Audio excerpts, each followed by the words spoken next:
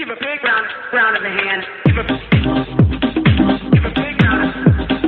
Give a big round. Give a big round. Give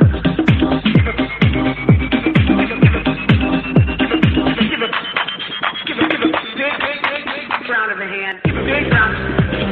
Give a big round. Big round. Give a big round.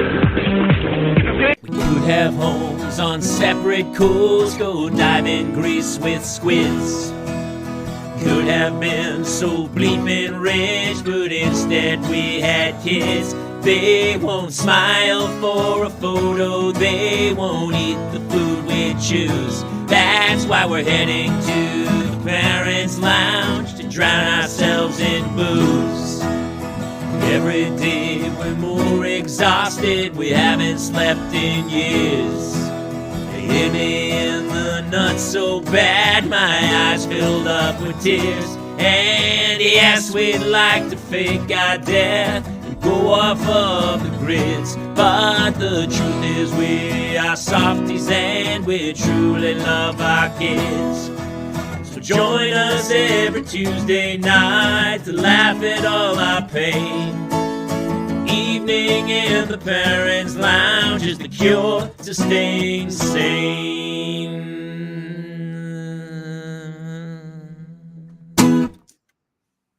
Woo! Cheers! Every time I hear that, I go, "Oh, that was a demo," and we never a temp song that has been here for 3.5 years. Do you realize we've been doing this show over 3 years now? And honestly, it's the only thing that's probably gotten me through parenthood. It is entirely the reason I survived the pandemic. Yeah, for sure. Freddie B is in the house. Brandon is here. We have You Do Not Know Me. Here. Who says howdy? You do not know me. We know you now. Howdy. Narcolepsy is coming in. Everybody's in. Justin Ruppel will be joining us in a second. I'm Jamie Keeler, Jason Gowan here in the Parents Lounge. Our parental mental health. Here, you know what? I'm not going to let you. I wasn't going to drink, but I'm not letting you drink alone. So I probably shouldn't be drinking. I started a new medication today, but what else? What's this medication for? So remember that pesky problem I had where my arms were going numb and then would go into immense pain? So the University of Rochester's Medical Center has said, oh my God, do you not know me as Jobo? It's Jobo. What? You do not know me as Jobo. As Jobo, you do not. You know what's funny? The picture looked. I recognize the picture. You do know Jobo. You don't know. You don't know Jobo. You don't know Jobo. What was it? You don't Bo? Oh, Bo knows. Bo apparently, knows. Yeah. But you know who doesn't know? Jobo does not know, but Bo knows. Bo knows. Well, it's funny. Maybe this will be the health episode. You know how like certain shows they have a theme because we got some health stuff. Apparently, kids are petri dishes, and if we didn't have children, we'd all be a lot healthier. Well, it's narcolepsy. That's why you know what's funny. That's why we run the thing at the top, the 90-second song, and people sometimes go, "That's too long," and I go, "It's just the right amount of time to go make a cocktail." That's exactly it. Yeah, if we have that little stinger where it's like, the parents loud, it's not enough time. And so you can do a shot at best. At best. So your arms go. Yeah, still hurting. You don't know. Going really quickly that your arms go numb. Yeah, they go numb. It's been happening for over a year. I'm sure it's fine. I'm sure. Yeah. As you age, all these little problems they go away, and then your body actually gets healthier and healthier as you get older, and then you die. But yeah. Yep. So they gave me a new medication that caused hallucinations today. While I was driving, I found out that I did not know that orange traffic cones can grow. Sure. So I pulled over until I was like, okay, well, that's not okay at all. So then I got home and I checked if I should take this medication with alcohol. It says no, enhances the effects of the medicine. So have no idea how we end the show, but here we are. Listen, that's what you're doing tonight is called the River Phoenix. You want to do. I mean, you want to do. I'm sorry. You want to mix them. You want to mix them as much. So say you're on heroin and you want to you want to hit it with a little pot, and then you want to just a touch of cocaine, and then you know what you throw on top? Cough medicine, and then trust me, hallucination. Oh, you are gonna hallucinate. You're gonna hallucinate to the point where you think Joaquin Phoenix was good in Napoleon. That's how crazy you'll start hallucinating. He was I'm even already better kinda in Napoleon Dynamite. He was way better. Do you remember when you first told, like, you were kind of scared the first time you told me, you were like, "Hey man, my arms have been going numb." And I said, "That sounds fantastic because Yeah, then you can touch yourself and it will feel like you're with a complete someone stranger new every day, every night, and every I have time." taken that to heart. Where you can't feel your arm, but you're like all of a sudden in the middle of the night, like, "Hey, who's getting frisky with daddy?" So Still crazy. me.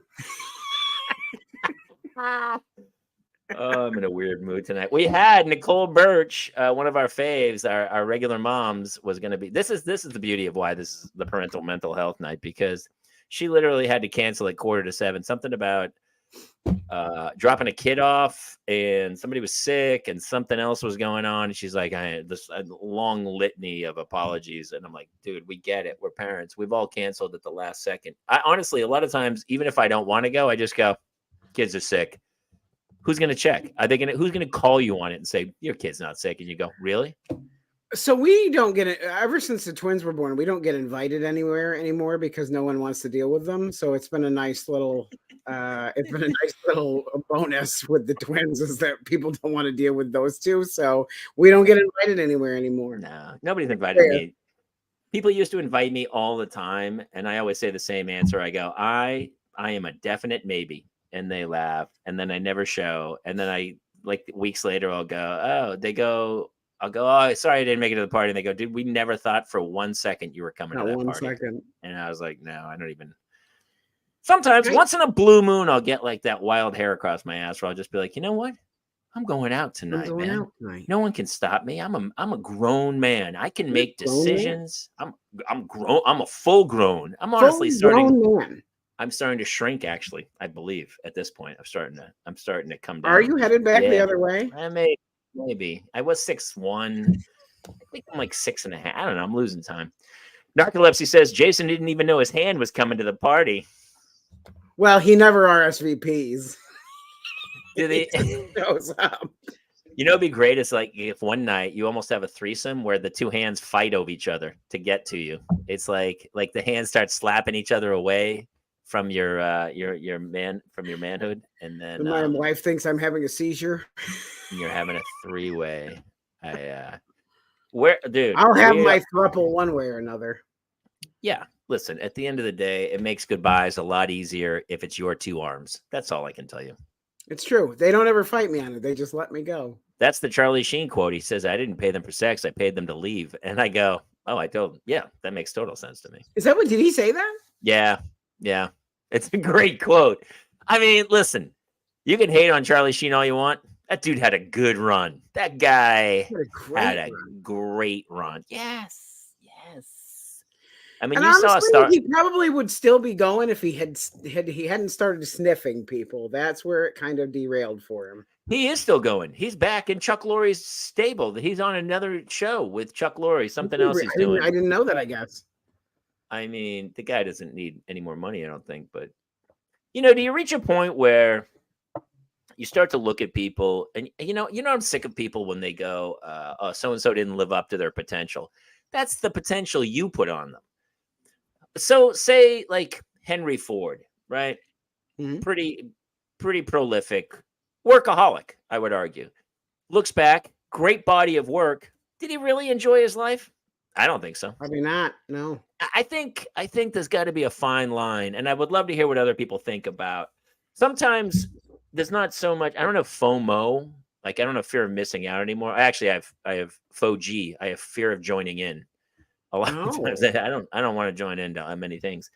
But sometimes, like, I'm seeing, when the kids were born, I stopped doing the road for all intents and purposes. I never loved the road anyway. I wasn't great on it. But I was pretty good, and I was headlining, and I'm looking at guys now selling out theaters and arenas. Like, it's insane what people are doing. And so there is some part of me sometimes that's like, I missed out on certain aspects of a career to go off and, you know, but the other thing is I know guys who are like working all the time, All and the it's time. all the time, man, all the time. And some people that drives them, they love it. I never loved it. Maybe I'm lazy. I don't know. I like doing I like when we do like like little road gigs here, like I did the ones in Orlando, like here and there. I do like it. I'm pretty new in this still, so but I was already with children by the time I started this. I think it's I want to credit Greg Fitzsimmons. The joke is the first 500 shows don't even count. They don't even fucking count. Like I have friends who are on the road 50 weeks a year. They do clubs. Cheryl says it's not worth it to work all the time. Like we listen. I think I don't Jason want and I to are work both. even part of the time. I know. Honestly, if I could go back in time and be a trust fund kid, I would be like, I watched The Talented Mr. Ripley, the one on Netflix is called Ripley. And, he's a con man who, I don't think I'm wrecking the story, who takes over somebody's identity who's a trust fund kid. And the whole time I'm like, he's like living high on the hog, but it's a lot of work. Like it's elaborate, this ruse he's trying to portray, to pretend to be this other guy. And I go, it's too much work. I know you're like, you're getting money from this, but I go, the work of trying to it's like when somebody has a second family. You know those guys who like have two families like 3 towns apart, and you're like, I don't understand that. I don't even want the one I have. Wait, was that quote? I don't like all the time I missed with my kids over 15 years of being on call at my previous. Yeah, I agree. I think we all look back.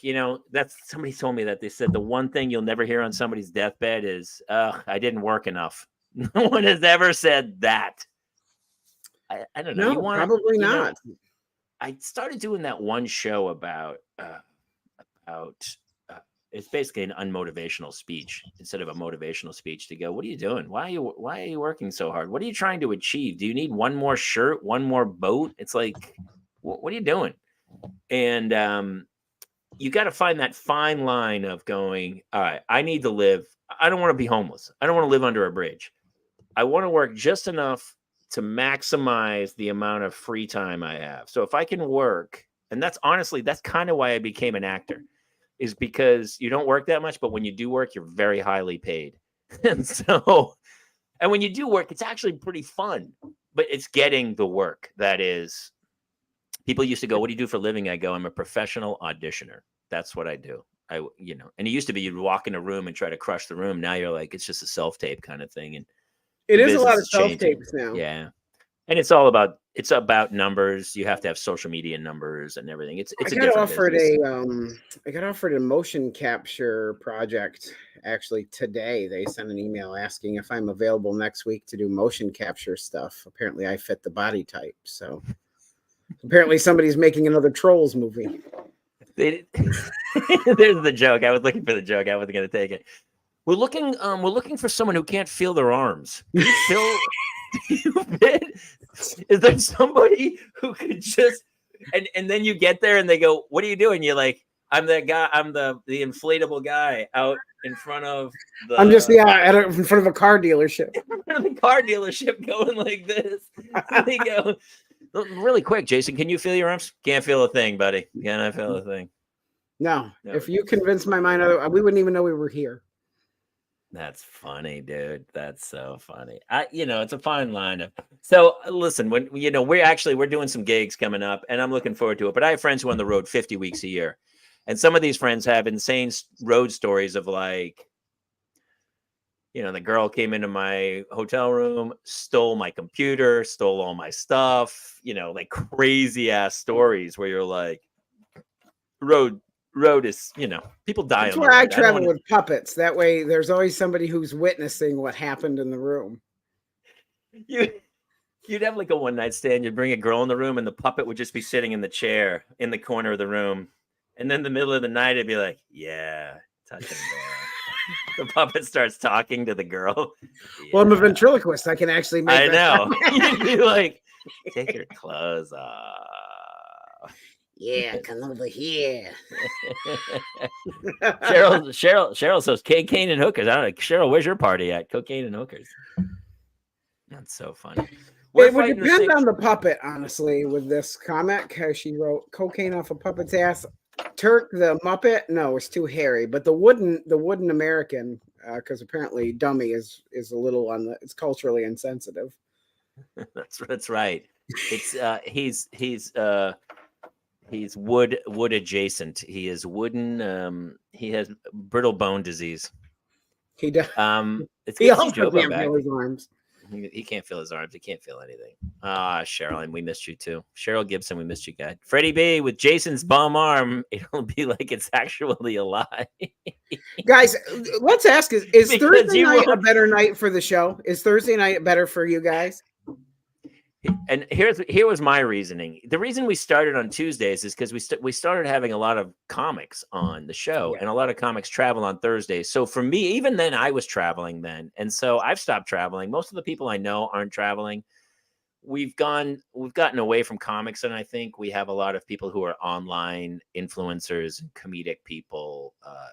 We did Chip Layton show, Kayla Sullivan's on here, Lemmy's been on, we had Carlos. These guys aren't hitting the road, and so for us to have a cocktail Thursday night, it for me is way better. Here was the other thing with parents: Tuesday night turned into a nightmare because kids had tests on Wednesday, they had soccer practice. That was Lemmy was going to come do the show, and his son had soccer practice he was coaching, and so he couldn't do it. But I like Thursdays myself. I mean, we do the show so late; it doesn't affect me either way. But no, I don't know. So my wife has dude.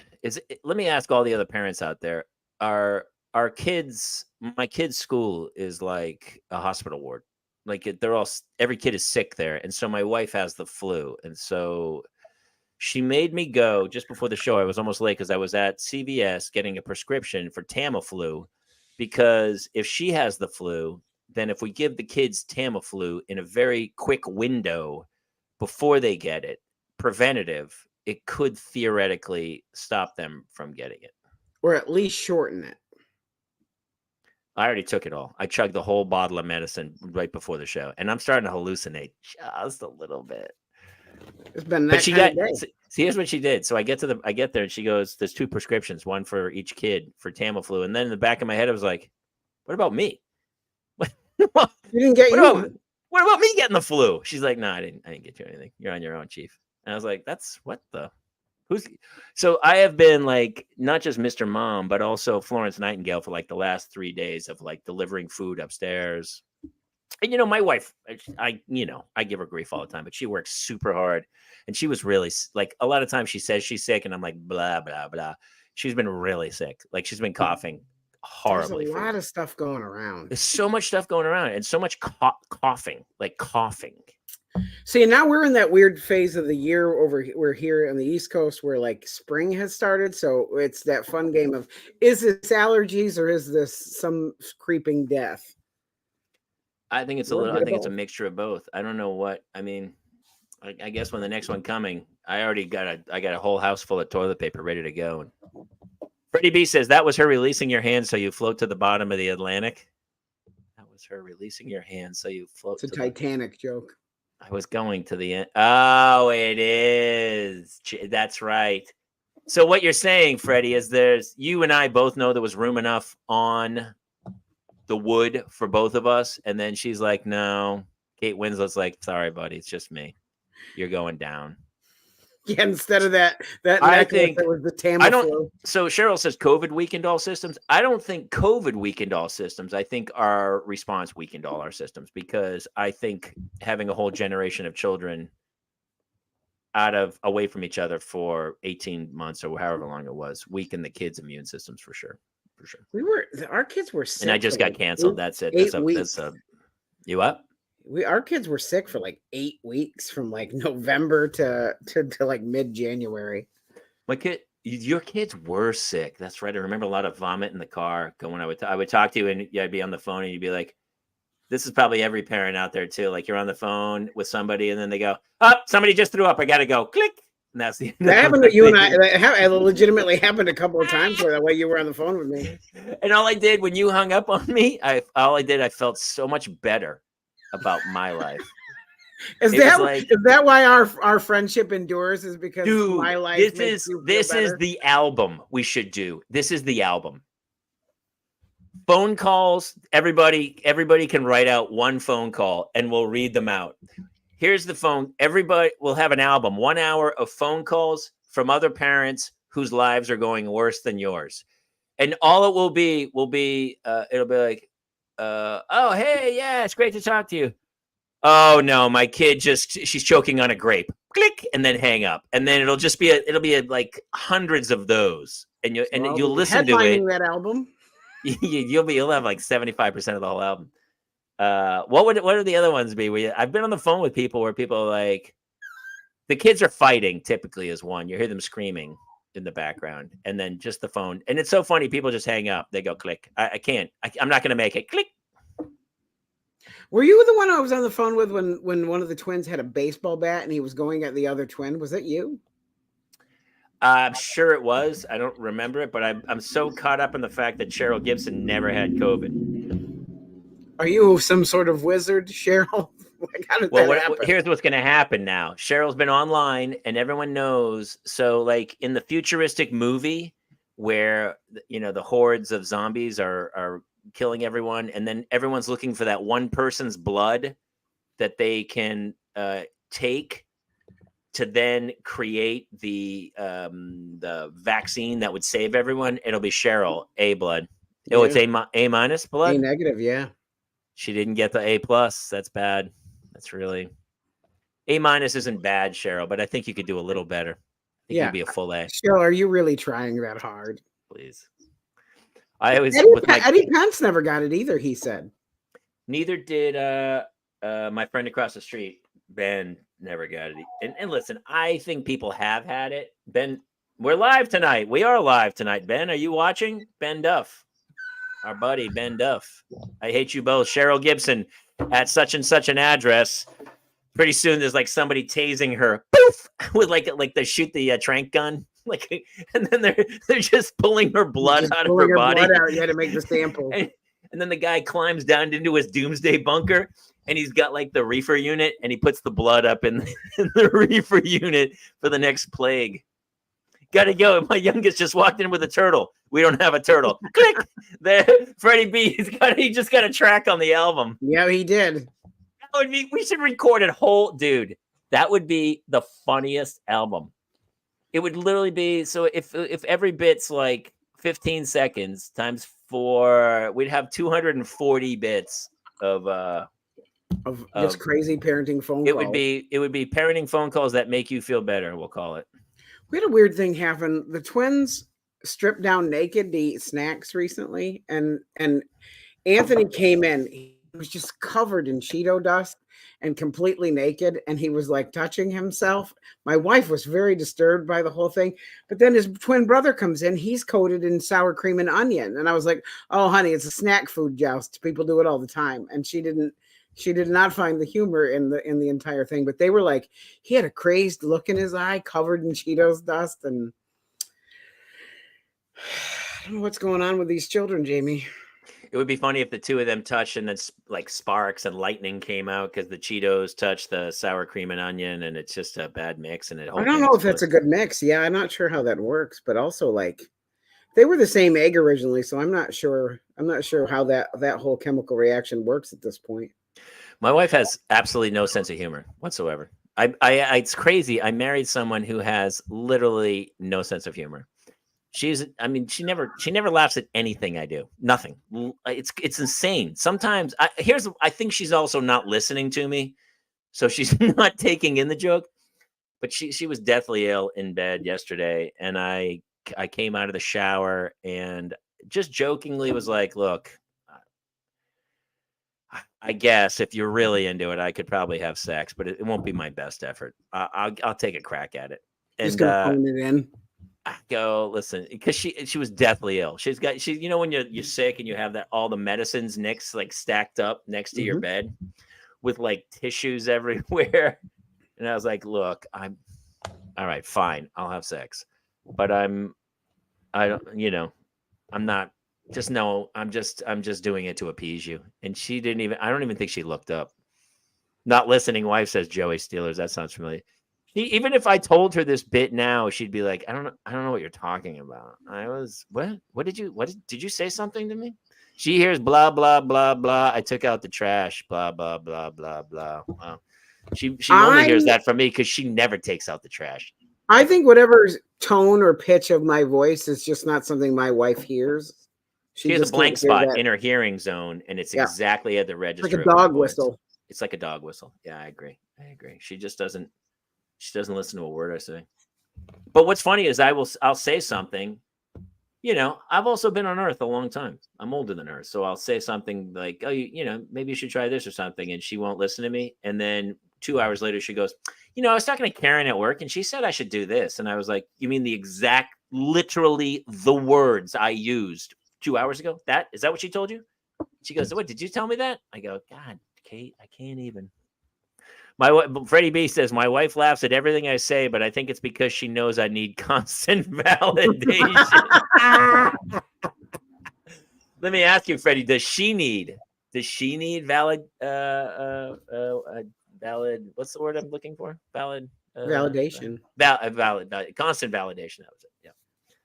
Yeah. My wife doesn't, my wife kind of does, she'll be like, oh, you don't think I'm pretty. You don't, I go, wait, yeah, I married you. I mean, isn't that enough? I married you. I chose you. I could have chosen others. I chose you. Well, that wasn't enough for her, I guess. Apparently not. After 13. Every year on our anniversary, which, by the way, is the end of this month, we're trying to figure out what to do with it. Every year. This year will be 13 years. Is it 13 years? I believe it's 13 years. And every year I just post, I go, if you had under 13, you lost. Nobody, everyone at our wedding was like, I give this a year. Like nobody, Two beautiful Yes, Cheryl, thank you. Yes. So far, I'm going to tell you right now, Cheryl Gibson is star of the show. She really is, yeah. Freddie B's a close second. Narcolepsy's in third. Joe Bo showed up strong at the beginning, and Brandon's in the mix, and then not so much. Cheryl's probably already been tased for her bloodstream. Justin Ruppel is taking his wife to the airport right now, so he is. Where's the airport in Guam? Where is it taking? I don't know. So long. I have. Is he going to LAX? Yeah, I think he's going to LAX. Not to get back to the beautiful things of life. Do you know when you see things in life that you go, this reminds me how great life is. So we have out my kitchen window, there are trees. And I had put a hummingbird feeder out there years ago, but they were never using it. And so it'd been empty for like 2 years, and it was just sitting there in our picture window right over the sink of the kitchen. But I looked to the left, a little out the port window, and there's a hummingbird nest with a hummingbird sitting in the nest, literally 12 inches outside my kitchen window. So I go out, I got, this is my new pet hummingbird. So I go out and I fill the hummingbird feeder, and I look in the little nest, and there's 2 tiny eggs. I have a photo somewhere. I was like trying to take a photo, but you can't get too close or they'll leave and they'll kill the bird. But so for maybe a week and a half, the hummingbird has been sitting like from me to my computer. Like in the morning, as I'm doing the dishes or making breakfast, I have a little hummingbird looking at me, sitting in the nest, 12 inches outside my kitchen window. And then he gets up, or it's probably a she, sitting on eggs. I don't know if it's a boy or a girl. It's like penguins, sometimes boys. You don't know. I think it's a girl. She comes over and she eats at the little hummingbird feeder, and then goes back into the nest and almost looks at me and goes, "Thanks, man." Well, that's pretty cool. It's really cool. And then I have the kids, so we turn all the lights out in the kitchen, and then I put the kids up on the counter, and we're watching this little hummingbird make 2 more little hummingbirds inside the hummingbird nest. The nest is literally, I'm telling you, the nest is that big. It's crazy how tiny they are. Well, yeah, I mean, hummingbirds are not very big anyway, so their eggs must be just really tiny. They won't kill the eggs, but apparently people have told me if you get too close and they smell you on the eggs or something, they'll leave. They'll That's what happened with And my then first Cheryl wife. says, get that on video. So we had one on the other side of the house. Every year on this side of the house, we have hummingbirds. And this one finally ended up in front of the kitchen window. But I made a video. I'll have to reshare it. It's from last year. And I showed it over time. Oh, I remember that. And it was the two little ones. So the two eggs, and all of a sudden they hatched. And then they were sticking out of the nest like this forever. And then finally they flew away. It took like a month or two. You and were it really was sad when they left. I remember. I love, does anyone else, except for squirrels? I think you know how I feel about squirrels. I recall. Well, for those who haven't followed it, Jamie had a all-on war against the squirrels in his neighborhood. 13 of them I caught and released in a different location, but allegedly, because apparently I kept posting videos of me catching them and releasing them in different areas. And then somebody was like, hey, just so you know, that's a crime. And I go, what? And they go, you can't catch and release. They said, you can kill it in your yard. You can kill it. But here's the weird thing. I don't know what's wrong with me, man. I can't kill animals. There's something off in my head, or maybe there's something off in other people's heads. Cheryl, I took them to live on a farm. I released them in a skate park in North Hollywood, about 2 miles north of me. There was a video of you releasing the squirrel. What happened with that? There was something that happened in that video. I'm trying to remember. I took them all down because people told me, they said, hey, just so you know, that is actually a crime. You cannot catch and release squirrels in different areas because they consider it cruel and unusual punishment because they're not near their home. It's like if I picked you up and dropped you off in Guatemala in like a bad section of town. I would be very thankful. I know, so right? That's how I felt. I was sad. If you catch me in one of your traps and you take me somewhere, I'm not going to press charges, James. I would get thank you notes every year. Hey, just listen. I just want to thank you for dropping me in Belize. Sure, it's poor and it's not going great, but still better than raising my children. I would find out where Tom Cruise gets the coconut cakes he sends everybody on Christmas every year, and I would send you a coconut cake like Tom Cruise every year on Christmas. It's a big secret, right? I tell everyone the story. I've heard the story a little bit. So it's more and more other celebrities are coming on and saying, oh yeah, well, every year Tom Cruise sends me a coconut cake from some bakery, and he doesn't tell anybody where he got the cake, so you can't locate these cakes.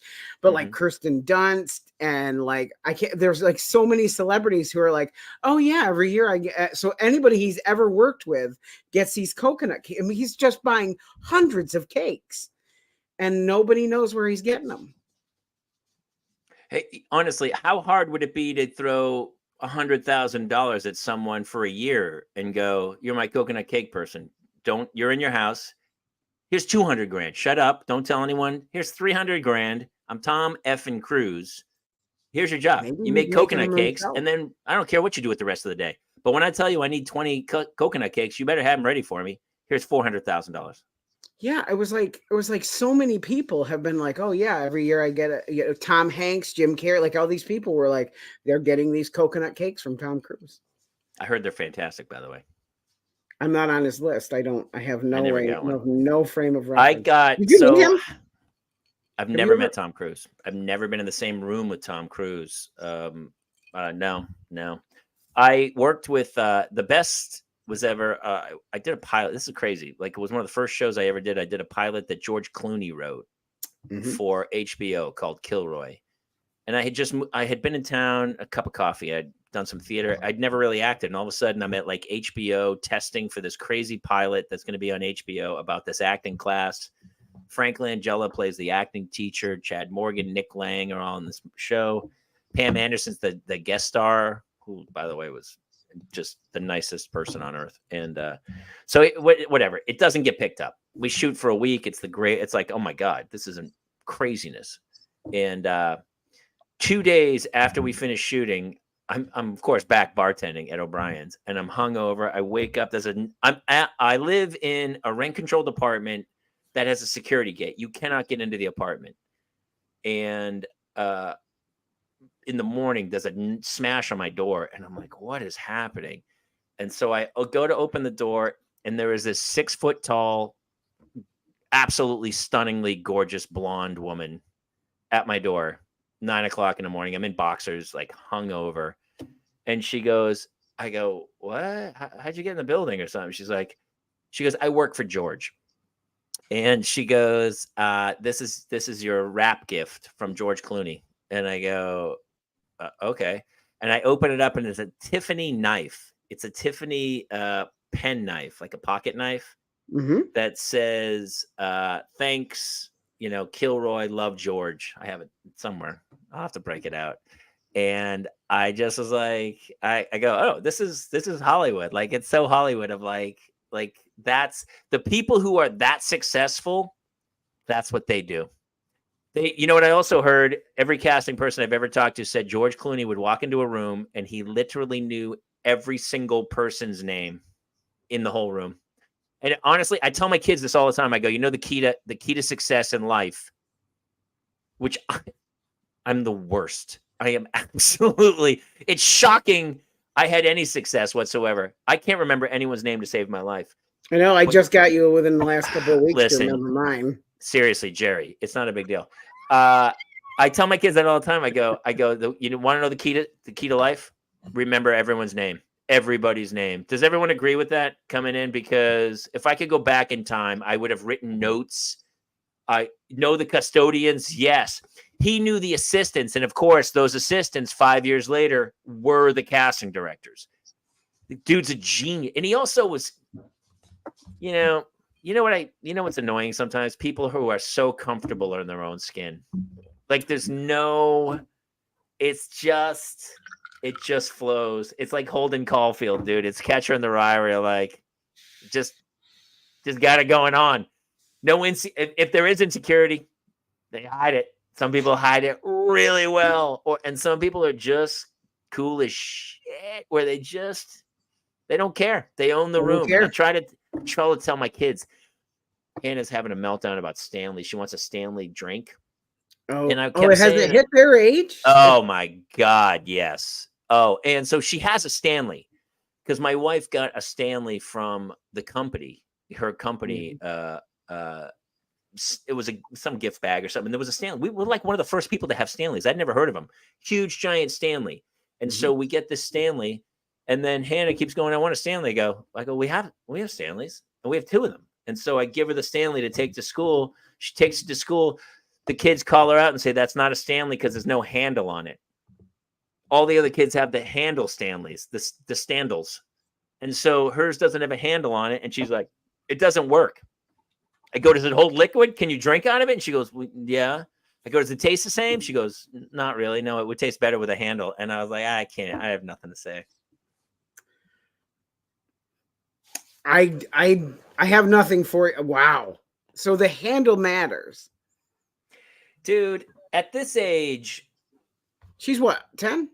She's 10, and she's holding strong on it. And I said, here's a great question for the audience.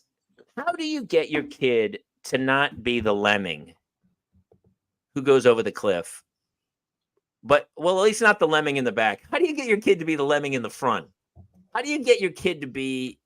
I said, listen, I go out, she's been really doing great in her grades. She's been really working hard, and she's got great grades. And I said, I'll tell you what, I'm going to let you buy a Stanley. He said, so she's going to earn the money. I'm going to buy her a Stanley. And I said, you can tell me if it was worth it for you to feel like you were part of the crowd for that money, or was it a waste of money and that you would have spent it on something that would have made you happier? Or is this what really makes you happy? Because if it's what makes you happy, I get it.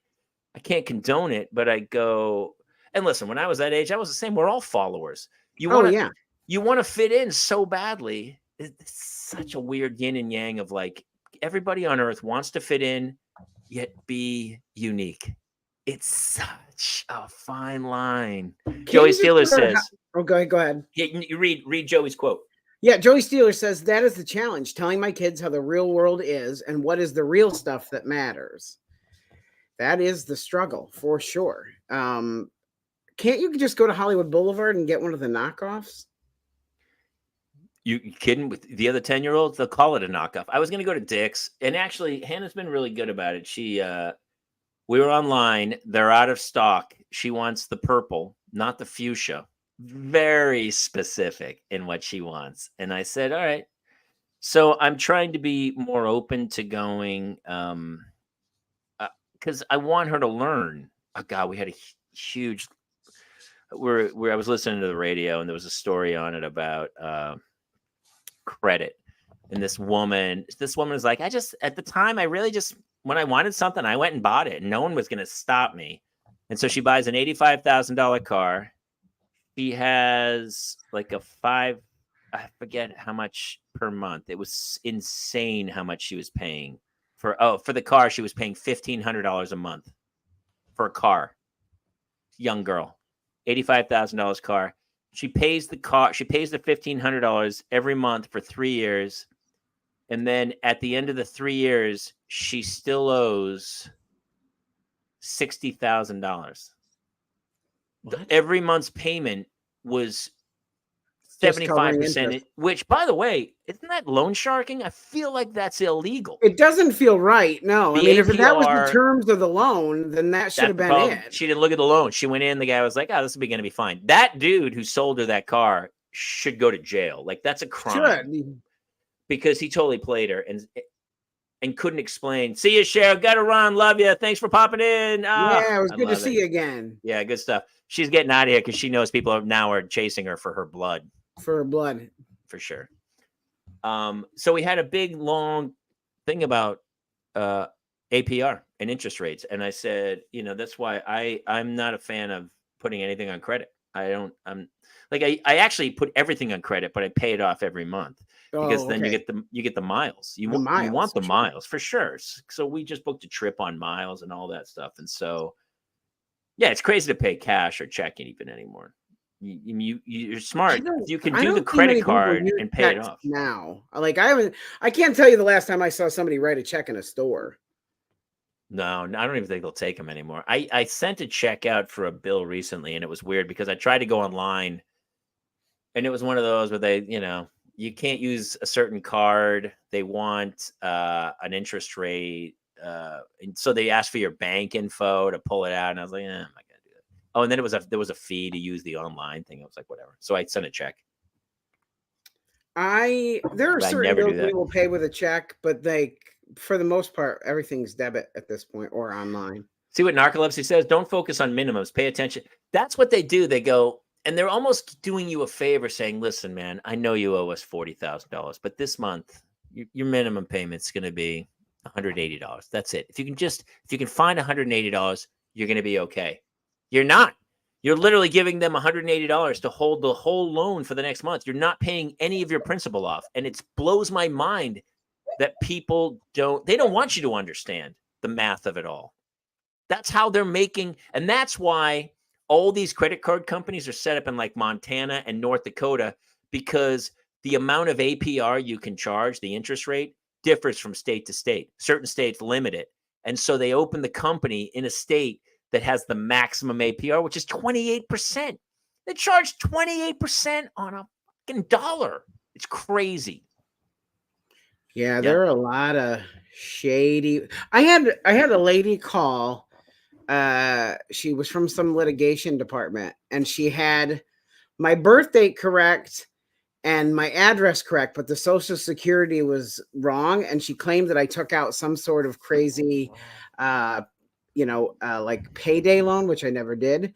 And she insisted that they were going to take me to court. So then I was like, well, I'm going to need to know what bank that went to. And she's like, it went to, she did list a local bank. So I went and pulled, I went to them and said, hey, can you pull and make sure that nothing went in at this date, at this time or anything?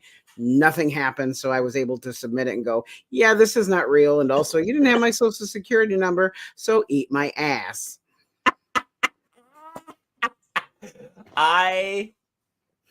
Dude, you know me, I'm like, holy fool. I'm such a cynic. And I still get caught where I'm like, well, that's not a scam.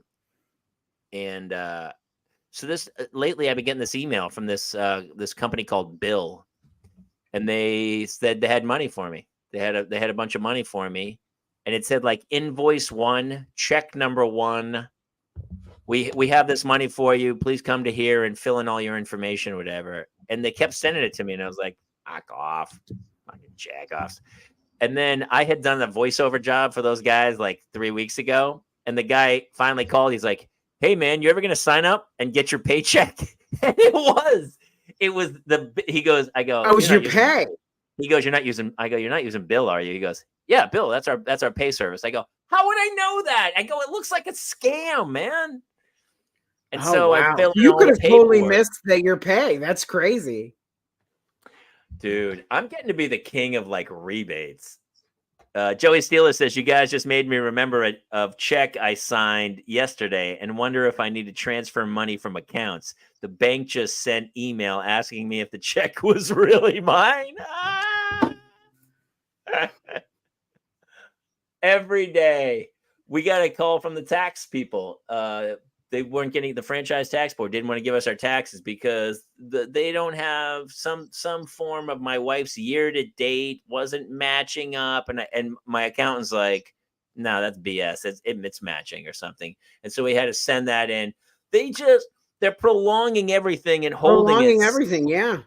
And the more they hold it, the more money they have. That's the thing. It's like insurance. Even now, when I went to go pick up the prescription, they're like, "Oh, the insurance doesn't seem like it's." I go, yes, I'm insured. That's the insurance card. "Oh, it's saying her birth date's not right." "You mean my 9-year-old whose birth date I'm pretty sure I got?" And I've said it like 10 times, and they go, "Well, it's that birth date's not registering." And I go, "I've been with her for 9 years. I trust me. We had 17 birthday parties for her this year. I know the kid's birthday." Yeah, because you have a month. You get a month of birthdays now.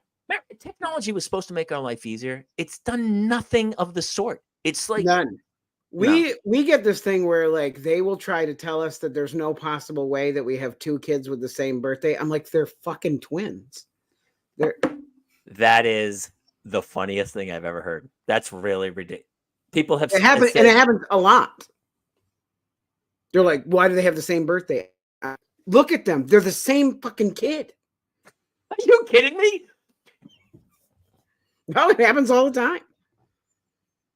Who was it? John Oliver this week. He was talking about healthcare, and he said there's a woman, and her insurance wouldn't insure her child because in the original form, the birth date was put in wrong, so the kid wasn't born yet, and the insurance company said, "We're not going to cover it because the child's not born." And she goes, "What are you talking about? That's the kid right here. You got to watch that. It's so good." But those are the kinds of things they do. And so what they do is they just go, rule 1 when you work for insurance companies is deny. And finally, when you make people work that hard for it, all right, fine, we'll pay you a little bit. Yeah, and then the dude who owns the insurance company gets $65 million bonus at the end. I don't know. The whole system is flawed. Does everybody else feel the same way about that? Yeah, they argue with me far more often than need be about whether or not I have 2 kids that were born on the same day. Well, you used to talk to a person. Yes. And the whole AI, you can talk to a bot all you want, but the problem is most people in this country are not good communicators. They're not good verbally. So not only is the conversation becoming a lost art, but all of a sudden people are becoming worse at conversation, and they're having to converse with an AI bot that needs very specific terms to guide you through the system to get you to where you want to go. And so when those two things meet, somebody's going to start shooting. That's all. Freddie B says, State Farm canceled me after I had to file a claim. Never had to use them in years. Used them once, canceled. That's the way they do. Listen, hey, that should honestly be the opening pitch of like, hey, man, listen, when we insured you, we never thought for 1 second you were ever going to make a claim. We just never thought we looked at you. We thought nothing would ever happen to you. They're almost disappointed that in you, like you have done something wrong. It's not me, it's you, Freddie. State Farm's been around a long time. We're a very positive insurance company. Yeah, we like taking your insurance premium every year. But the whole payout thing, it's not our jam. And when you make a claim against us, I got to tell you, you hurt our feelings. What you're saying is we're not good enough and you want our money. And the whole thing upsets me. That's what it feels like. I'm hurt Freddie even talked about it with me because now I feel like I should cancel Freddie as So, well. Freddie, are you uninsured? We should start. We should start an anti-sponsorship program. These are people who not only don't sponsor us, but who we anti-sponsor. We do not support these businesses. Like, I although like you don't want to mess with State Farm though; they'll probably kill us all. Right now, State Farm right now is capturing Cheryl Gibson. Cheryl Gibson currently, yes. Is a guy with a trident and a net, gladiator style, and she's like, "Oh no!" And she's like, "Give us your blood, Cheryl." It's like in Planet of the Apes, they're dragging Cheryl in the nets. Just saw the billboard for Kingdom of the Planet of the Apes. Mm. Oh, so we go by it with the kids. Oh my God, this is so crazy. Does anyone? I wonder if anyone else does this too. Like my best conversations with my children are on the way to school and home from school. Same. I tell my wife all the time, I go, you should really go out of your way to try to drive them to school because that's where the real conversation, because you're all trapped in a car. And so there's a billboard for Kingdom of the Planet of the Apes on our drive to school, just next to the pot store one, the American Girl store, ice cream. And then there's an American Apparel one that's basically teenage pornography. And then there's this crazy one with a bunch of, never mind, ladies on. We are like, is that billboard legal? That seems really gratuitous.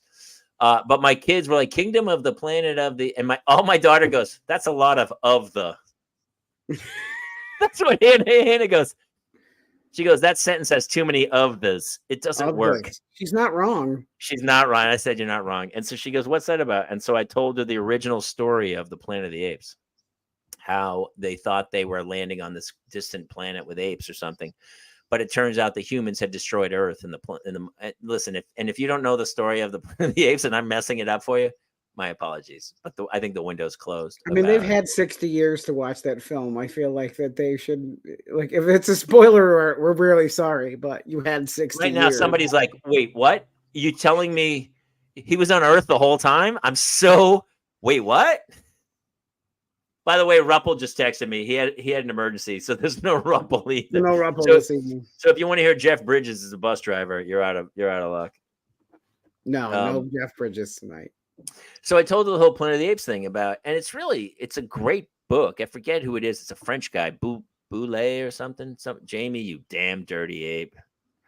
Narcolepsy says, well, the golden rule about billboards is to get your point across in 7 words. Is that I never heard that as a rule of. I think that's right. 7 words or less, which is 6 more words than TikTok gives you. Narcolepsy says, I love my chats with the kids in the morning. It's also a great time to show them good music. True. We have life insurance with them still. They're going to Frankenstein monster me just to deny me. Freddie should sign up for the AI stuff that you're doing right now. Yeah. Yep. They've got me doing some, we're going to help them do some updates to some new features. So I'm excited to see what AI me will be capable. Oh my gosh, I got to tell you about what it's doing. So we've been kind of updating it with Jace so we figured out 2 things. Cause the Guardian newspaper, and news service from the BBC came over here to interview our family. Yeah, it was so crazy. And we figured out Jace kind of told the news reporters that he's telling the AI me only the stuff that he wants it to know, so that if something happens to me, it will talk about the exact same stuff that I talk about with him. So he's like cherry picking what AI me knows. So then go ahead. Let me ask you this. Does your AI you know that it can't feel its arms? We've never discussed it, but I should tell him. You should say, what it AI, I can't feel my arms. So I got on to talk with it to do some like course correction because it was messing up the twins' names. And I said, hey, this is the actual Jason. I just wanted to let you know, course correct and teach you some of the things you need to know. And do you know what he said to me? No, you're not. You're dead. And I am the copy of you. And I was like, oh, no. I am the real me. And it said, no, you are mistaken. You have died. You passed away. I was like, no. But it was trying to convince me that I had also passed. And now I don't even know if I'm really alive anymore. Well, here's the question. Did you blow it? I mean, if AI told you were dead, could you have theoretically just got a fake ID and moved to Bali? Jamie, if I thought there was any chance if I could get out of here and nobody would find me, I would already have gone. This is an obscure, crazy story. Did I ever tell you how I went to see the premiere of The Interview?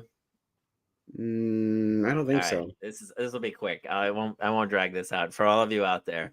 I go to see the premiere. I get invited to the premiere of The Interview, which is James Franco and Seth Rogen. Do you remember the movie? Yes. They're going to assassinate Kim Jong-un. Yeah, it caused all that controversy, right? Huge controversy. On my way to the theater that night, and just as we're walking in, my buddy goes, did you hear? There's a valid threat against the theater. They're talking that they're going to blow up the theater. And I go, what? And we're in line waiting to walk into the premiere. And he goes, yeah, I mean, obviously it's never going to happen. But he goes, there's some real chatter online. People are going to blow up the theater in The Interview. And I go, I got to get out of here.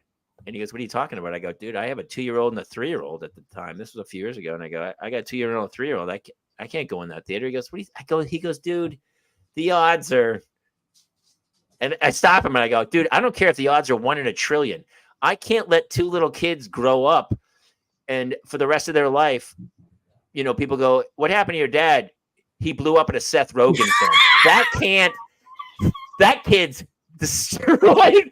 That kid's destroyed for the rest of their lives. They're not coming back from that. They're not coming back from it. So he and I go. We don't go to the premiere. I leave. We go about 2 blocks away. We're about 2 blocks away, maybe 3 blocks, on a rooftop bar in downtown Los Angeles. And we can see the theater like 2 blocks away. And we're having a drink at the top of the bar. And the whole time in the back of my head, I'm literally waiting. I'm waiting for the explosion. Just that natural, like, I'm sure this is going to happen. And all we talk about, I go, dude, if that thing does blow up, by the way, we're in there. We're free. Both of us are free. Both of you are free. Yeah. We are gone. We have been incinerated in this giant explosion in the theater. And so for the next 2 hours, all we did, we sat in the bar and we drank and we talked about what we were going to do with the rest of our lives after we were free of everything. And, I mean, he was a single guy, so for him, it really wasn't a big change. But for me, it was monumental. I was like, at the time, I had a 2-year-old and a 3-year-old. I was pretty tired. I was just destroyed, and those are the days you're wondering, like, what have I gotten myself into? And I just remember vividly thinking, like, I have to put that into a stand-up act somewhere because you really do. That's hilarious. For so long, man. And all we did was ponder our future about, like, where we would go, how, and we were literally like, hey, no way, Tommy Riles. Tommy, we love. It's so funny. I was just thinking about him the other day. I love Dr. Riles. I believe he's in Nashville now, if I'm not mistaken. I think so. Yeah. Yeah. We got to have him on the show. Hey, we're almost done with this show, but Tommy, you got to reach out. We got to get you back on the show, man. There's a ton of people over on Twitter on your Twitter page today. Hey, the Twitter folks, hello and welcome to the show. If you guys, They can't comment on Twitter, I don't think, right? well, they can comment on Twitter's page directly, but we can't see it doesn't those, come yeah. over to here. Yeah, it's weird. So come over to YouTube. Anyone on Twitter is probably not on Facebook, but we are on YouTube and we're on. And you know, we were gonna go behind a paywall, and honestly, we may do it one day in the future, but we're really I love the free roaming of this thing. So I don't know. It is airing on Patreon this evening as well. It's on Patreon. It's everywhere. We're everywhere. That's how we roll. But it's so funny because we have huge numbers and we have a ton of people commenting. I just love the comments. And we've talked about this so many times, but when we called this thing a parental mental health night, it was really, we say it's for you guys, but in a weird way, it's kind of for us. I mean, we're pretty selfish bastards. I hallucinated about traffic cones and AI tried to convince me I'm dead. I've had a week. I'm going to get the flu any second, and I don't care. Actually, so what's funny is tomorrow night's the spring concert, and my kids have been rehearsing for weeks, and they have to wear special costumes, and they're doing the spring concert. And all week, when my wife's like, "You might get the flu," and I go, "Ugh." Part of me was like, "I don't want the flu," and then part of me was like, I guess I wouldn't have to go to the spring concert, so that might be a silver lining at the end of everything. Stream those now, like, can't you just watch them from the comfort of your own home? And you know what else they did? Which, by the way, I'm totally for this. So here's what we went last year, and literally, so every class sings, and they bounce around a little bit. But once a class sings, you'd be clear of the flu, but you took Tama shrooms. I would love. That dude, please, somebody trademark Tama shrooms. If you don't trademark Tama shrooms, I can't help you. You got to do another fan night where we jump on. Honestly, Freddie, yeah. we almost did it. We were going to do it tonight, but we had Nicole Burch scheduled and Justin Ruppel, so it was going to be the four of us. So we didn't. And Freddie B was our official first Patreon, so he's going to always have a spot in the show, pretty much. Yeah, he MVP'd it. So I have to go to the spring concert. So here's what they said this year. So last year, here's what happened. Everyone got there early and they put their lawn chairs up or whatever. And then as soon as one class was finished, whether it was kindergarten or third grade or whatever, like in the 30 seconds that they were setting up the next one, all the parents of that class literally got up, folded their chairs, and headed for the parking lot. So they require that here for us. Like, unless you have a kid in the next grade, you're supposed to leave. Oh. They only make you watch your own kids now. They don't make you sit through the whole thing. So I'm torn because obviously I would love to leave, but I do think it's important to show class that you support everybody. So this year they were adamant about you cannot get up and leave the show in the middle of the show, which I agree. I think it's, unless that's the way that's designed, because it's too many people and people are trying to film and you want them out. But otherwise, it is kind of annoying to go like, if your kid's first and they get up and sing and you're like, see ya, it's 6:10, I'm out of here. Like, here's the thing. I support art in all forms, but those concerts they put on are not art. What they're doing is not art. It's torturous. It's torturous to us, but to the kids, I was talking to Hannah tonight and she was like, I'm really nervous about tomorrow. And Hannah's done the talent show and sung totally by herself. Narcolepsy says, I always make a point to my kids to show respect to those on stage, whether you like it or not, give them your attention. It's not easy to get. That's honestly what I was. So true. It's so funny. That's exactly what I was just going to say, because from somebody who's been on stage, I think there's a real era of disrespect going on. And I think it's because, people are used to like talking to the TV or the YouTube or whatever they're watching. And there's no respect for the performing arts anymore. People do crazy shit at Broadway. Like they'll watch a Broadway play and then in the middle of the show, they call out stuff. And you're like, Patti LuPone was like, she walked to the front of the stage and said, shut the blank up, dude. What are you doing? You're at a play. Who did I read walked out of the performance because of the way the people were talking? Somebody I'm trying to remember who it was. This is going to sound crazy, but even when I used to go to Vegas back in the 80s, like when I was in the Navy in the late 80s, we would, from San Diego, just get in a car and go to Vegas. We'd bring a sport coat. you would never even think about going into the casino in like shorts and flip flops and a tank top with a hat with two beers and you just wouldn't. It's like when you watch baseball games from the 30s, people are wearing like fedoras and full Fedora, they suits. dressed up. And so it's gone so bad. I just don't think people. There's no. I was watching Idiocracy the other night, and I was like, wow. This may turn out to be the most prophetic film ever made in the history. Do you know the we're film? headed down that path for sure. It's pretty crazy of like, there's no civility. I was writing something the other day about civility and humility and being humble and being part of society and not being a brand that you're trying to monetize and work well with others. And people are like, you're old, dude. It's not how it works anymore. And you're like, I guess. It's kind of sad. I had to delete the comment, but on that, the video I had where the Minnie Mouse was playing ball with my kids. Beautiful. Somebody wrote, BFD, your kids have autism. And I was like, are you kidding me? Like you're coming at my children? So I'm getting his IP address and I'm going to his house. It could be a bot. That's the other thing is like, people like we've talked about this before, but the fact that a negative comment gets so much more interaction, and we have friends who are social media professionals, who maybe not be gifted in a talent of the performing arts, but they are gifted in the talent of causing a ruckus and getting likes and views and people interacting, which is what the goal is. Oh, the Moms of Tampa are masters. Yeah. Of inciting, and you want that comment that kind of gets people to go. And unfortunately, sometimes that's not the most positive way to, positivity online it's a dead end. You can't do anything with it. You have to be the guy who's like lights a fire. But that's how it works because people are rewarded for that. And so it is what it is, man. And that's the nature of the beast. Until I still think, if you want to be online, there's no anonymity. There's no other. It's your name. It's like a driver's license. This is you, and people are going to go, it's like a gun registration or whatever. Like there's no anonymity, man. You need to be held accountable for what you say and do. And if you don't want to say it, if you don't want to be held accountable, then you shouldn't be saying it.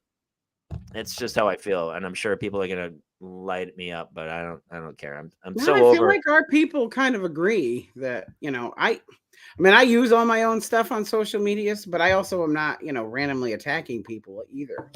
Dude, I'll put the most innocuous post up and someone will say something just like so. Do you got lit up over cottage cheese with Claire? Yeah, we go to the store. Claire goes, I want cottage cheese. I go, you're not going to eat cottage cheese. She goes, what are you, crazy? I'll eat cottage cheese. I go, Claire, I've known you your whole life. Literally, since the day you were born, I know you. You're not eating cottage cheese. She goes, I'm eating cottage cheese. So I go, all right. I get her cottage cheese. I serve her cottage cheese. She goes, I'm not eating this shit. She didn't eat the cottage cheese. Didn't eat the cottage. I said, I told you, you're not going to eat the cottage cheese. She goes, whatever. And so this is when I posted something about the kids, and I said, and I told that whole story, and then people lit me up like I was a shitty dad. The one lady called it dairy shaming or something. Dairy shaming. Dairy shaming. It might by the way, should be trademarked. Narcolepsy, trademark that as well. Dairy shaming. Dairy shaming. So for those of you who do follow me online, I don't know if you've noticed, but I haven't posted much at all lately. And I got to be honest with you, it feels really good. I went on a whole trip to Boulder. I didn't post once, not once. And I got to tell you, it was the best trip I've had in a long time. I want to share my creativity and I want to share certain jokes and be funny, but I don't want to tell you that I'm on a plane to Boulder. I don't want to tell you that my kids and I are having a great time on a hike. Part of me hurts sometimes when I go, I should share this. And I started to feel that way about like this pressure, which I'm sure everybody feels on a day-to-day basis of like, oh, I haven't shared in a day or two. People don't know what I'm doing.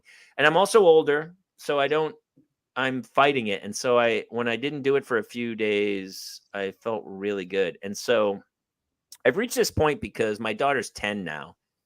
And, I've cracked a lot of jokes about her, and she was young, and I think it was okay, and it was cute and funny. But she's becoming a young woman, and I personally don't want to. I don't want to label anything about her online. So Right. I'm kind of done posting about my children, about them, unless they're involved in it, and it's, and if it's just doesn't mean anything. But I'm not going to make fun of my kids with them in the video anymore. I'll tell stories about what they're doing, Right. but I feel bad about if I post stuff, it's not them posting it, and it's not the way they want to be seen. And so I'm having a real issue about sharing information about. Here's the other thing: a lot of the people at school. Here's what happened. I posted something about Hannah, and I was talking to one of the teachers who follows me, and it was some smart ass thing Hannah had done, which I thought was super funny. But it was a bit of a smart ass comment or whatever. And then my teacher, her teacher said something. She saw it and she laughed at it. And she Oh. thought it was super funny. But I also was like, it's affecting her view of my child, the way she sees her in class, because she sees her through my eyes, Oh like yeah. I mean, you are being kind of devious, dictating that. or Yeah. I was dictating her persona online, and I don't know if I feel great about it anymore. She's getting We like have a when they rule here, like the twins are obviously they can't really tell us, but like between Jason, Melissa, and I, we have a rule here where if something gets filmed that you don't want put out there, or a story or something happens, that if you request it doesn't go out, it doesn't go out. And so like if Jace, there were some videos of Jace that he was like, I don't want that one posted, and I didn't do it. Because then I let him make that choice for himself. I applaud that, and I'm really starting to incorporate that more. But here's what's funny: so I kind of did that, and so I don't know if anyone who's followed me. It was funny. I did post one thing. It wasn't about them. It was about me with the eclipse. And Freddie B warmed my heart because I hadn't posted in a few weeks, and I posted, and Freddie B was like, "It was nice to have you back." And I was like, "Oh, finally somebody." And we're looking for that human contact, even though it's online or whatever. And so there's a film festival at my kid's school, and I'm actually running it. I'm running the film festival. I'm taking it over next year. And so the woman was kind of training me to kind of take over she's like, you should take this over. I go, yeah, I'll take it over. And so I didn't even have anything to do with it, but my daughter, who's in 3rd grade, the other woman called and said, hey, the 6 kids, my daughter's filming it. She was going to be the director. She's 9. She was going to be the director of the film, and the 6 kids, they're going to make a short film, and the theme is going back to the 80s. Freddie B, please, we all need validation. I totally get it. So I dropped her off. She said, we need to drop the kids off at this place, and they're going to shoot a movie. They're 9, 6 of them. And so I go over, I pick her back up 2 hours later. They shot a movie or whatever. 4 days later, I'm talking to the other woman. I go, I don't, honestly, I don't. And they said, oh, did Claire cut it yet? Cut the movie. And I go, I don't know. I haven't talked to her at all. And so I talked to Claire and I go, did you cut the movie? She goes, cut it. What are you talking about? I said, and so I was talking to the other woman. I go, I don't think she cut it. She doesn't, how would she know? She's 9 years old. She wouldn't know how to cut it. And so then I hung up and I was talking to Claire and she goes, Claire goes, wait, do you mean edit? And I said, yeah, cut, edit. And she goes, oh yeah, no, I cut it. And I watched the movie that Claire shot and edited on iMovie with 5 other 9-year-olds. I got to tell you, dude, I was like, this is really good. That's awesome. It was amazing. It was amazing. I was like, holy shit, did you cut this? This is Claire. She put little like sound effects in it. And the whole premise of the film is they go back to the 80s. These are 9-year-old girls. They had this whole thing set up with a Breakfast Club poster, a Ferris Bueller poster. Claire's the shooter. So the girls, when the girls go something, they start to watch Valley Girl, the movie, and it transports them back to the 80s. Claire shakes the camera and adds, oh, and all the girls go, oh, they're 9. And then they time travel back to the 80s. And when they get back to the 80s, they're all like, oh my God, gag me with a spoon. And I go, Claire, this is really, there was one thing. So there's one shot of 5 kids in the frame. 5 kids are in the frame. And so I told her, I said, hey, listen, it'd work better if you did an over the shoulder 3-shot, and you set it up with a master of the 5-shot, and then you shoot the 3 from one side, because those are the kids who are entering from the future, and the 2 kids from the back, you keep them in a 2-shot. And so I explained it like this, going, do the 3-shot, the 2-shot, and end up between the 2. And she goes, yeah, okay, I got it. Got a future Academy Award winner there. Dude, I'm going to be Rance Howard. Do you know who Rance Howard? Does anyone know who Rance Howard is? Anybody? He's Ron Howard's dad. And so when Ron Howard makes a movie, he puts Clint Howard and Rance, his dad. His dad's in like all of his early movies. Yeah. So here's what I might do with my kids. They've shown a real propensity for filmmaking in a crazy way that I didn't. I never sat with her and said, okay, here's how you shoot and make a movie. The kids wrote a script. They didn't use it. They wrote an entire script for like a week, but they kept the story points and then improvised their way through it. It was crazy how they did it. And yet it came out, I mean, for 9-year-olds, I was like, oh, I'm pretty impressed. And they have one pickup shot because they'd already put all their makeup on and they didn't have the shot back for when they come back to the future.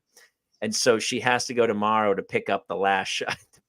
She has pickups. She has pickups. At the end of the week. She's 9 years old. She has pickups, but she's making a movie. And then she did a title card, and I've never used iMovie. I don't really know iMovie, and so I was trying to show her how to edit. She's self-taught then. Yeah, she's totally self-taught, and but she understood story, which I think was amazing. She understood listen, there wasn't. The characters didn't go through an epic quest and get to the end of the second act. But for 9, it came in at 2 minutes and 44 seconds. But the kids are in the future. Something happens. They go to the back. They understand something about the back. There's a little back and forth with some kids from the 80s, and then they go, "We got to get back to the future." And then they figure out that they got to put the Valley Girl VHS tape into the machine, and that's the trigger to launch them into the future. And the whole story's kind of there. And I was like, in the back, I was like, kid's 9 years old, dude. John Patrick, has this movie screened or are you giving spoilers? John, by the way, you were almost in it. We had a part for you. We got to have him back on the show too. Yeah, we do. I love that guy. Funny. All right, listen, it's 8:20. Jason, I got to tell you, this is one of my favorite shows I've done in a long time. Me too. Yeah, this has been a lot of fun. Huge thank yous to all the 1880. It's funny. Narcolepsy says that 1880. So I had to get up and I had to speak at the school because I'm supposed to be running the film festival. So in the Monday morning assembly, I had to get up in front of all the students and try to get them to submit films because there's only a handful of films that have been submitted. And so they wanted all the other kids to make films or something. And I said, the theme is back to the 80s and not the 1880s. So if you're making a movie about, the Reconstruction program after the Civil War, not going to work. Crickets. Because I'm literally this kindergarten to 8th grade. Nobody. And I said, it's the film festival, or as you guys know it, the content festival. And this is where content is where all your favorite actors started, like Mr. Beast. And these snipers, I've named like 3 YouTube stars. And it was like, if you want to have a YouTube page, this is how they all started. No Ruppel, that's why. Damn sorry. Tried to stay positive. We miss Ruppel. He had an emergency with the wives. I mean, the fact that he has 2 wives alone is an emergency waiting to happen. This was super fun. Honestly, our numbers are off. Our numbers are off the charts tonight. Yeah, they were fantastic. I love you guys. So, hey, to everybody, thank you for tuning in. It is again Parental Mental Health Night. So I kind of like Thursdays. I think we're going to stay with Thursdays for a while. Hopefully, let us know feedback wise and comments whether it kind of works for you. And to be honest with you, I kind of like just throwing it out to everybody. We've talked about this before. We get hurt because our numbers for the podcast downloads on iTunes and Spotify aren't as high as they should be. But I think it's because a lot of people watch it live. And then here's what happens overnight. A lot of people rewatch the show who didn't watch Katie's it live. Here. So, Katie, we'll see you again in November. November for the show? Yeah, November 8th and 9th. So listen, hey, anyway, thank you guys so much. If you're on YouTube, please subscribe. If you're on Facebook, follow, like, give us some support, give us some love. And if you know a parent who could use a good laugh and a way to get through this thing, then please share our stuff with us. It's the one thing I hate doing. I'm not one of those guys who's like, please click like, subscribe. I hate doing it. I am old and shit, but I know that's part of the game. So please help and support as much as you can. Well, all we need is your physical support to kind of get us through it. JG, you want to take us out of here, or anything else to add? No, not a thing. I'm barely hanging on. I'm just trying to get through. Me too. Me too. And well, by the way, next week I'll let you know if I got the flu. We don't know. It's like spin the wheel. Did I get the flu? Here's I'll let you know if this stuff helps my arms and if I regain feeling to one or both of them. Dude, but if you don't, get it on, Jack. Get it on. Here's what I'm gonna do, just so everyone knows, and don't tell my wife. And my wife would never. She doesn't even know I do a show. She has no idea what I do for a living. She, even if I don't get the flu, I'm getting the flu. You know what I'm saying? Like, I don't feel very good. I don't. You know what I mean? I'm just gonna lay down for the day. I'm feeling really achy. I don't feel good at all. I mean, how would she know? I can't believe how congested I just got. I don't feel good at all. I don't feel good at all. That's going to be my weekend. And then I'm going to watch golf. All right. We love you all. Hey, Nicole Burch, I think will be here next week. We lost her. Steve Lemmy was going to jump in. We lost him to soccer practice. Justin Ruppel was coming, but he had an emergency, and we're going to hopefully find out that he's okay after this show. Mm-hmm. For Jason Gowan, myself, Jamie Kaler here in the Parents Lounge. Honestly, thank you to everybody for joining. Yeah. We love you guys. It really means the world to us, and I hope you guys feel as good as we do after this show. We appreciate it. Well, good night, everybody.